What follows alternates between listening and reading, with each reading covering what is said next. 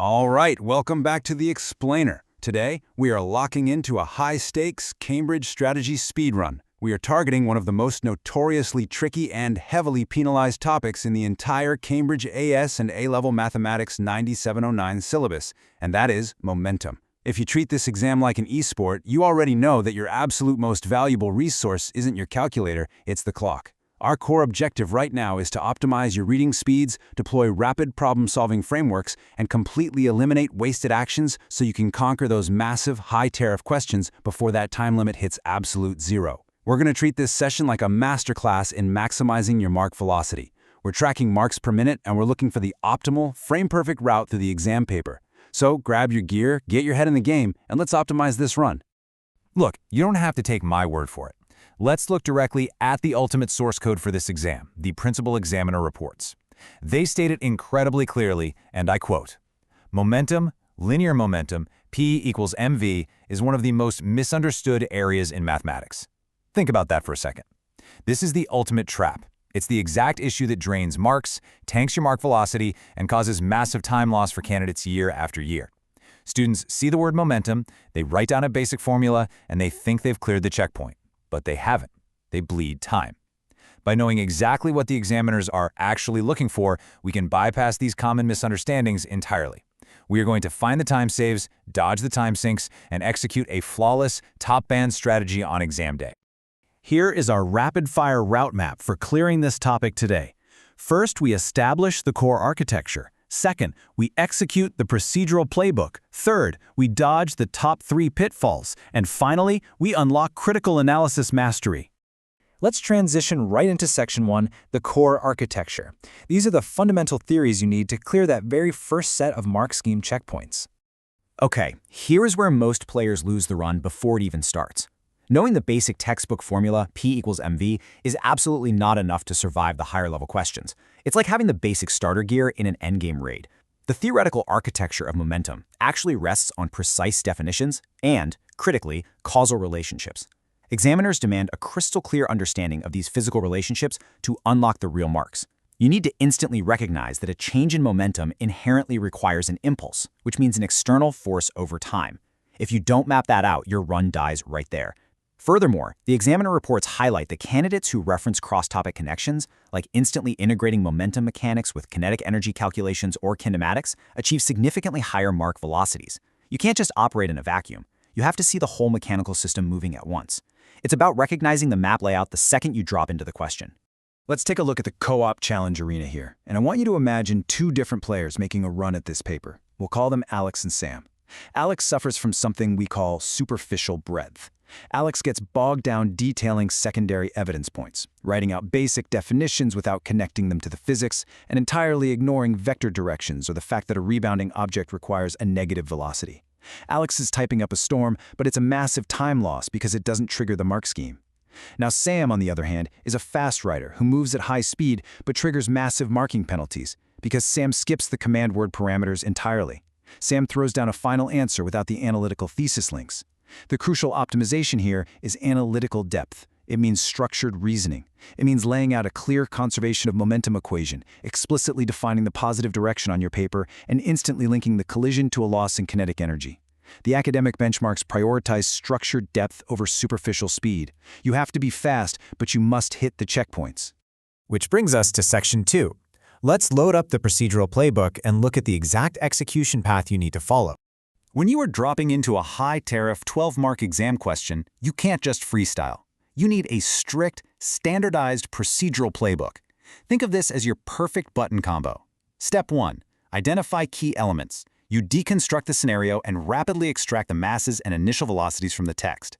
Step 2. Apply relevant principles.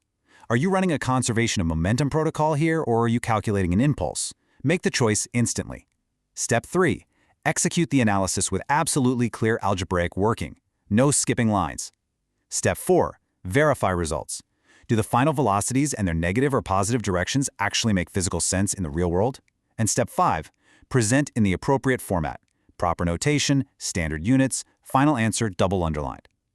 If you and your co-op partner are debating the fastest structural path to execute an argument, stop arguing and run this exact 5-step sequence. It is the optimal route. It prevents you from wasting actions, and it keeps your screen buffer from locking out while you stare at a blank page. Time split check. Before we execute this next phase and lock in an A-star grade velocity, you need to optimize your feed.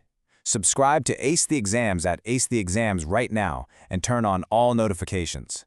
No matter if you are running IGCSE, O-Levels, AS, or A-Levels, this channel is your tracking center to outpace the clock and beat the examiners. Ring that bell. Okay, let's get back into the run. Look at this method mark strategy. The examiner alert specifically notes that students hemorrhage marks simply by trying to do calculations in their head. If you hit a structural roadblock mid-calculation and your numbers drop out of alignment, your clear algebraic working is your ultimate save point. Showing your step-by-step procedural work actively rescues your grade. Even if the final numeric calculation is entirely wrong due to a calculator typo, securing those method marks keeps your overall score tracking high. It is literally a built-in safety net. Use it. All right, let's move into Section 3. It's time to shift focus to the top 3 pitfalls and major performance leaks. Let's rapidly break down these top 3 examiner warnings so you know exactly what marking penalties to dodge during your run. Pitfall 1. Using the wrong approach for the specific context. This is a run killer.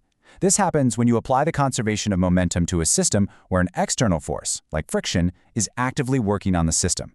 You just invalidated the entire principle. 0 marks. Pitfall 2. Forgetting format and presentation conventions. In mechanics, you are dealing with vectors. If you forget to clearly define your positive direction or drop a negative sign for a rebounding velocity, your math unravels instantly. Pitfall 3. Providing nonspecific generic answers. This is a massive time sink. This happens when candidates just write down generic equations without specifying exactly which particles, A or B, are colliding, or failing to distinguish between the initial state U and the final state V. It's descriptive fluff, and the examiners will not reward it. I'm handing the controls over to you for an interactive viewer time trial right now.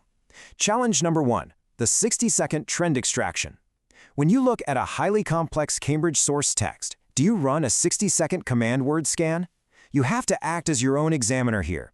Start the digital clock in your head. Is the surface perfectly smooth or rough? Are the particles coalescing after impact, merging into one mass, or rebounding? If you misinterpret a command word like show that versus calculate, your text output drops in quality immediately.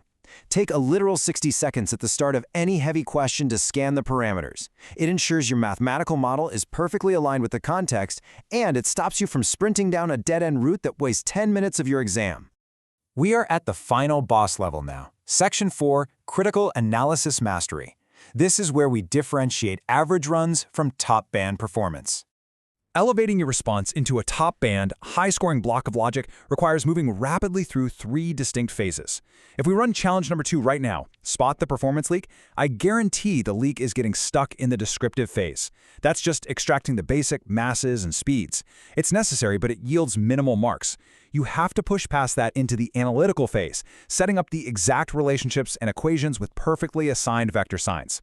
But to hit 100% mark velocity, you must reach the evaluative phase. In a pure mechanics context, this is where you interpret the physical reality of the math. Let's say your evidence drops out of alignment mid-problem. Here is where you deploy an optimization template, almost like the PLS structure used in essays, but adapted for math. Point, equation, execution, logic check.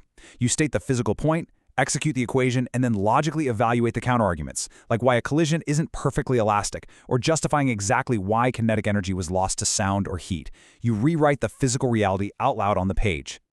Top-scoring evaluative thinking is the ultimate score accelerator. It requires actively identifying the limitations of the mathematical model you just built. It involves questioning the assumptions made by the exam paper itself. For example, did you treat a massive vehicle as a tiny point particle? Did you assume air resistance was totally negligible? You have to consider alternative interpretations and strictly justify your modeling decisions with the numeric evidence you calculated. When you point out that a mathematical model has real-world limits, and you justify why your answer is still the most valid approximation, you are proving to the examiner that you truly understand the physics engine of the universe, not just how to punch numbers into a calculator. That level of evaluative thinking completely secures your final, highest-tier marks. And that is time. If you executed that properly, your mark velocity tracker just hit 100%. Let's completely distill this session into 3 universal optimization rules. Rule 1, always run the 60-second command word scan before you start writing. Rule 2, stick to the strict 5-step procedural playbook to manage your marks per minute budget allocation. Rule 3, always run a final 5-minute quality review pass to secure those sweet method marks with clear algebraic working. Momentum is perfectly conserved in a closed physics system, but in the intensely competitive high-pressure arena of this exam, the only question that matters is, can you conserve your time? Keep optimizing your run. Subscribe to Ace the Exams at Ace the Exams. Hit that notification bell for our weekly speedrun tutorials, and drop a comment down below right now letting me know which specific Cambridge unit framework you personally find the absolute hardest to clear under time pressure. Keep grinding, and I'll see you in the next explainer.